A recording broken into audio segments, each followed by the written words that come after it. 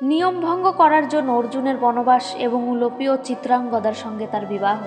মহাভারতের মতে পাণ্ডবরা একটি নিয়ম করেছিলেন যে দ্রৌপদী যখন এক পাণ্ডবের সঙ্গে শয়ন করবেন তখন অন্য পাণ্ডবেরা তার শয়ন গৃহে প্রবেশ করতে পারবেন না।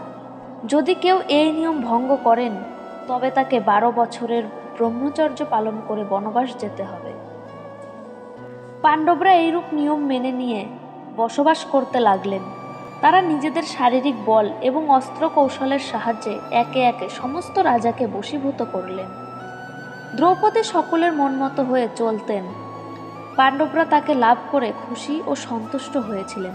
তারা ধর্মানুসারে প্রজা পালন করতেন, ফলে কুরুবংশীয়দের পূর্বের দোষ দূর হতে লাগলো। একবার ডাকাতরা একটি ব্রাহ্মণদের গ্রামে গরু ডাকাতি করে পালাতে থাকে।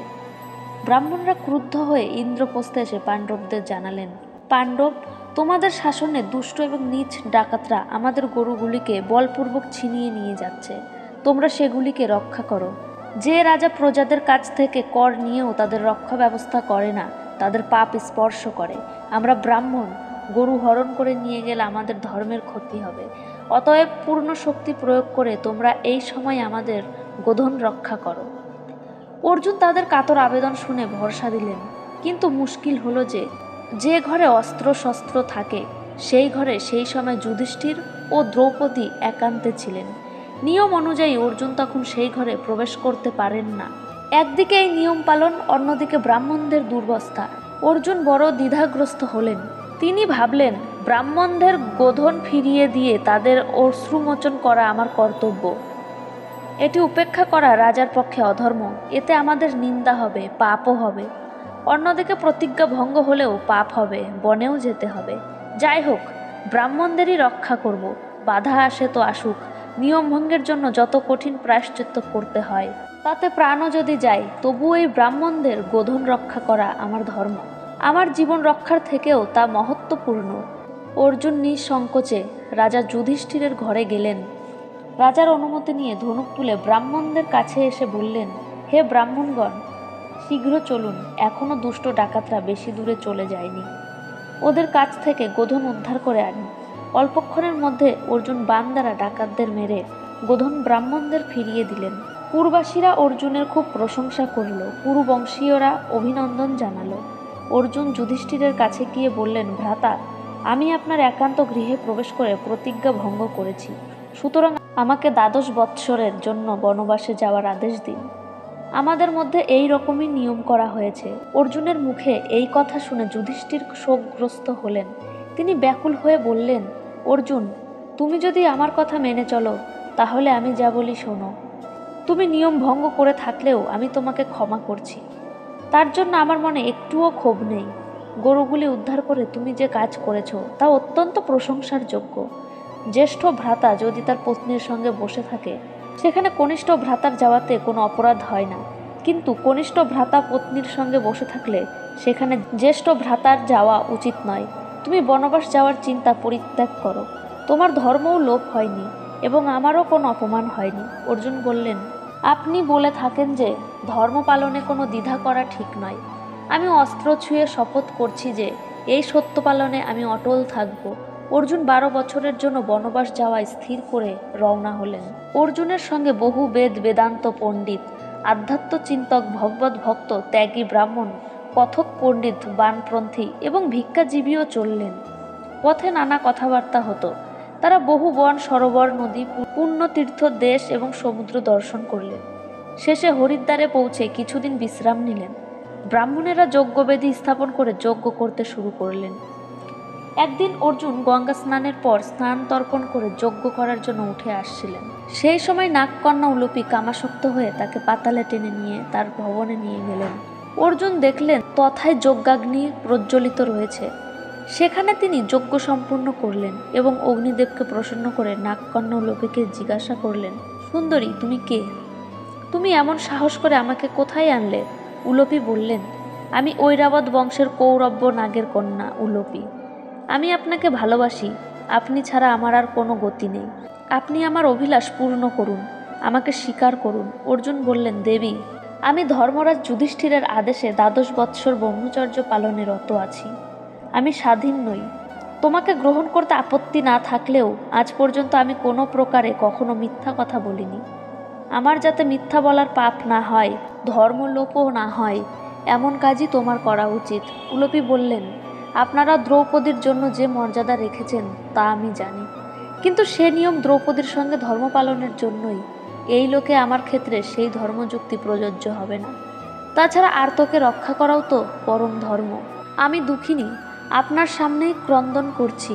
আপনি যদি আমার ইচ্ছা পূর্ণ না করেন তাহলে আমি প্রাণ হারাবো। আমার প্রাণ রক্ষা করলে আপনার ধর্মলোপ হবে না, আর্তকে রক্ষা করার পুণ্যই হবে। আপনি আমাকে প্রাণ দান করে ধর্ম উপার্জন করুন। অর্জুন উলুপির প্রাণ রক্ষা করাকে ধর্ম মনে করে তার ইচ্ছা পূর্ণ করে সারা রাত সেখানে কাটালেন। পরের দিন তিনি সেখান থেকে হরিদ্বারে ফিরে এলেন। যাবার সময় নাগকন্যা উলুপি অর্জুনকে বর দিলেন যে কোনো জলচর প্রাণী হতে আপনার কোনো ভয় নেই, সব জলচর প্রাণী আপনার অধীন থাকবে। অর্জুন ফিরে এসে ব্রাহ্মণদের সব ঘটনা জানালেন।